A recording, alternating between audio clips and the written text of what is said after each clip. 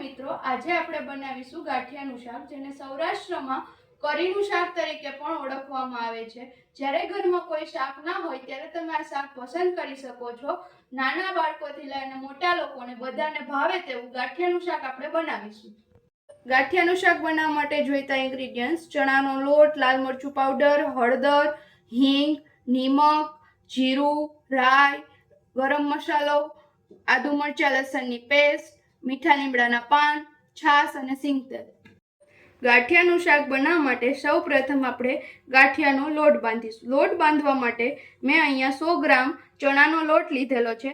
તેમની અંદર અડધી ચમચી લાલ મરચું પાવડર, અડધી ચમચી ગરમ મસાલો, થોડી એવી હળદર અને 2 ટેબલસ્પૂન સિંગ તેલ આપણે એડ કરીશું। અડધી ચમચી નિમક, ત્યારબાદ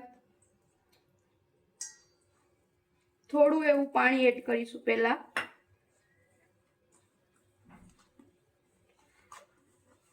લોટને બહુ કઠણ નહીં અને એકદમ ઢીલો પણ નહીં એવો બાંધવાનો।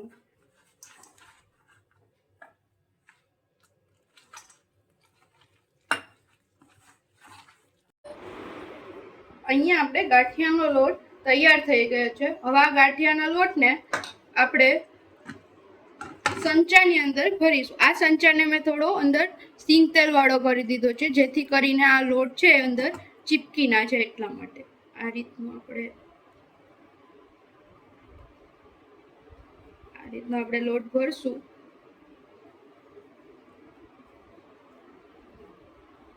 લોટ થોડી એર હશે તો ચાલશે, ઉપરથી પ્રેસ થશે એટલે એર બધી અંદર પ્રેસ થઈ જશે।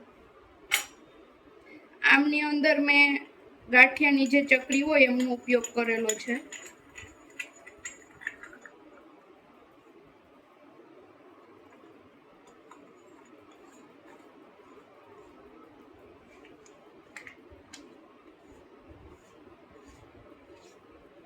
આપણો અહીંયા લોટ ભરાય અને ગાંઠિયાનો સંચો તૈયાર થઈ ગયો છે।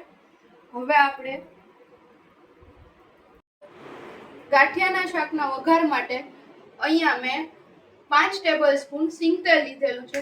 તેલ આવી જાય ત્યારબાદ તેમની અંદર રાઈ ફૂટી જાય, એની અંદર જીરું, થોડો એવો ગરમ મસાલો, હિંગ, આદુ મરચાં લસણની પેસ્ટ, મીઠા લીમડાના પાન। વઘાર સારી રીતે સતળાઈ જાય પછી તેમાં આપણે છાશ નાખીશું। આ આપણે છાશ જે લઈએ એ છાશ ખાટી લેવાની છે। જો છાશ તમારી પાસે ખાટી ના હોય તો તેમની અંદર તમે છાશ ઉકળે ત્યારબાદ તેમાં લીંબુ એડ કરી શકો છો। થોડું એવું લાલ મરચું પાવડર એડ કરી આપણે આ છાશને ઉકળવા દેશું।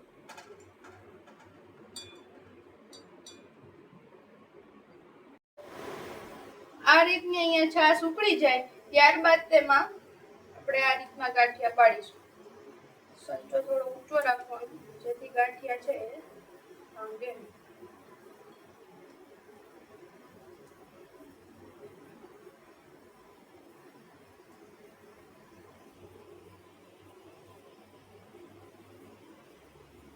આ રીતના ગાંઠિયા પાડતા રહેવાના।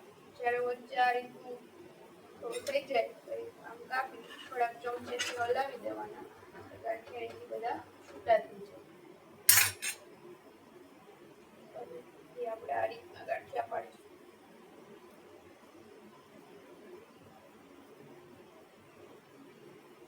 આમ કાપવાના નહીં, આમ હલાવવાનું જેથી બધા ગાંઠિયા તૂટી જાય। ગાંઠિયા પડાઈ જાય પછી આ શાકને આપણે 10 મિનિટ સુધી કૂક થવા દેશું। 10 મિનિટ થઈ ગઈ છે. હવે આપણે ગાંઠિયાનું શાક જોઈ લઈશું કે વ્યવસ્થિત પાકી ગયું છે કે નહીં. આ રીતનું એ પાકી ગયું છે વ્યવસ્થિત.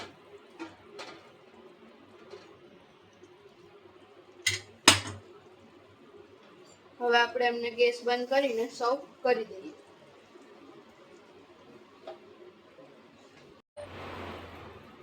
બધાને ભાવે એવું સરસ મજાનું ગાંઠિયાનું શાક અહીંયા રેડી થઈ ગયું છે. કાજુ ગાંઠિયાના શાકને પણ ભૂલાવી દે તેવું.